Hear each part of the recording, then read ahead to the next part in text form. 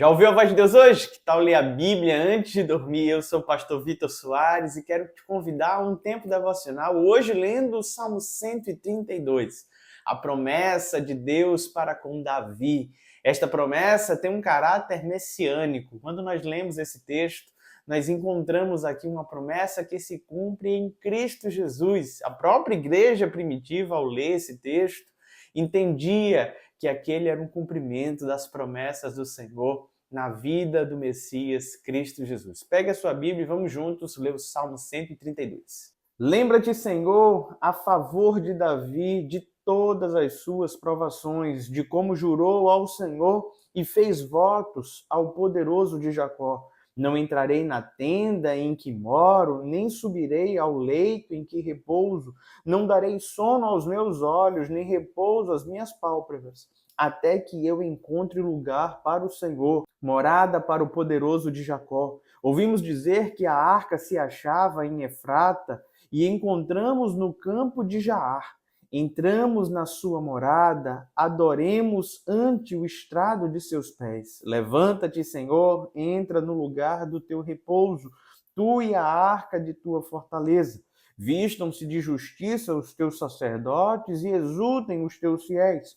Por amor de Davi, teu servo, não desprezes o rosto do teu ungido. O Senhor jurou a Davi com firme juramento e dele não se apartará. Um rebento da tua carne farei subir ao teu trono.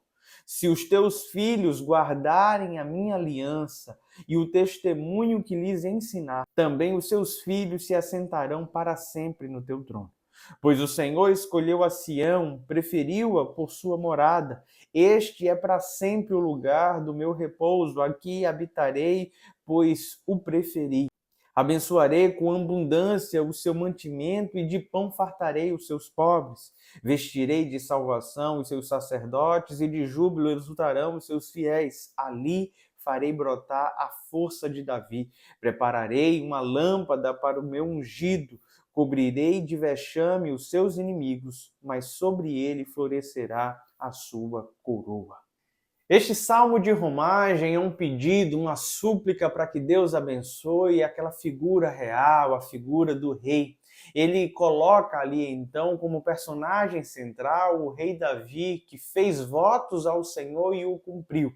Ele cita aquele momento onde o rei Davi decide encontrar uma moradia para o próprio Deus, a confecção de um templo. Ele vai em busca, então, da arca que estava em outro local, deixada de lado, desprezada, toda aquela condução, aquele enredo que nós já conhecemos, é colocado de forma poética neste salmo. A busca constante de Davi por fazer valer o seu voto, de forma poética, dizendo que não vai para sua casa, não vai fechar os olhos, não vai dormir enquanto não resolver aquele problema de ter um local para guardar a arca, um local para ser a habitação do Senhor, se faz valer neste texto. De forma poética, mostrou como o rei Davi se empenhou em confeccionar este ambiente.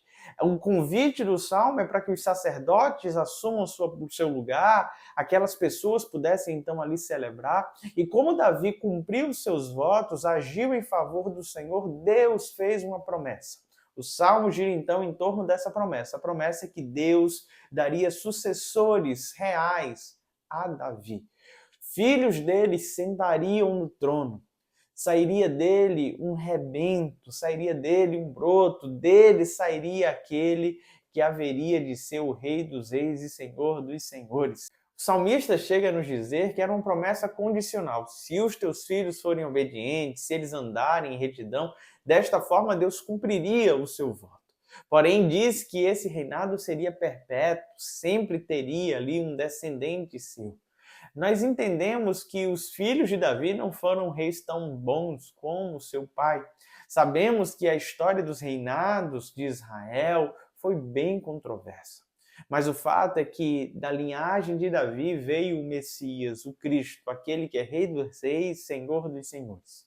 E as promessas, então, que o Senhor tem para aquele povo são promessas de prosperidade, de paz, onde provisão não vai faltar, o pão não vai faltar, até mesmo os mais pobres seriam abastecidos e satisfeitos. A bênção do Senhor repousaria em Sião.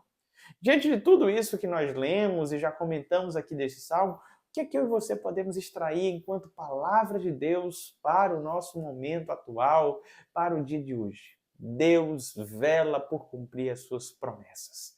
O Senhor promete, cumpre, Ele não nos engana, não nos ilude, não mente. Você jamais ficará frustrado diante de uma promessa do Senhor. Ele vela em cumprir as suas promessas. É bem verdade que muitas delas são promessas incondicionais, não importa o que eu e você venhamos a fazer, irão se cumprir. E algumas outras ele colocou nas Sagradas Escrituras como promessas condicionais, que requer uma responsabilidade humana, uma ação, uma resposta, uma obediência. Sabe, a minha oração no dia de hoje é que você possa viver em conformidade às promessas de Deus na tua vida. Viva uma vida de retidão, de obediência e veja se cumprir tudo aquilo que Deus prometeu para você. A gente precisa ter esse discernimento. Deus tem bênçãos incontáveis, mas eu e você precisamos estar alinhados no centro da sua vontade para recebê-las. Muitas vezes ficamos de fora de algumas de suas promessas justamente por nossa infidelidade. Não é Deus descumprindo suas promessas. Somos eu e você que muitas vezes vacilamos, tropeçamos e queremos seguir o rumo da nossa vida. Mas sempre há tempo de se voltar para o Senhor, pois Ele sempre fará valer as suas promessas. Vamos falar com Deus? Pai bondoso e querido, obrigado por tua santa palavra. Nos ajuda, Senhor, a viver por tuas promessas, a depender única e exclusivamente do Senhor, a te honrar em tudo que venhamos a fazer. Ó Deus, nos dá a mesma firmeza que o rei Davi, quando fizermos um voto, quando nos comprometermos contigo, que possamos ir até o fim, ó Pai. Ó Deus, que sejamos incansáveis em fazer a tua vontade. Abençoa o teu povo nesta hora, no nome de Jesus. Amém. Deus te abençoe, meu amado irmão e irmã. Até amanhã, às 21h30.